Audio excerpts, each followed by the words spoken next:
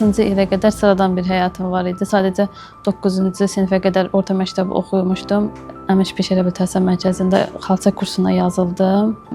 Valideynlərimin istəyi ilə dərzi kursuna keçdim. Sonra Dost İnklüziv İnkişaf Yaradıcılıq Mərkəzində açılışı oldu. Əslində açılışını televizorda gördüm. Çox istəyirdim ki, üz tutum.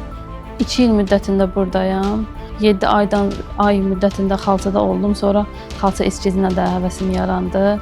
Üzərimizdə işləyəsək, doğru bacara bilsək, müəyyən gəlirlər də əldə etmək olur, işləmək olur xalçacılıq üzərində. Ona görə öz fikirlərinizi həmişə irəli sürün. Öz fikirlərinizin üstündə irəliləyin. Uğurun açarı insanın əlindədir, özündədir.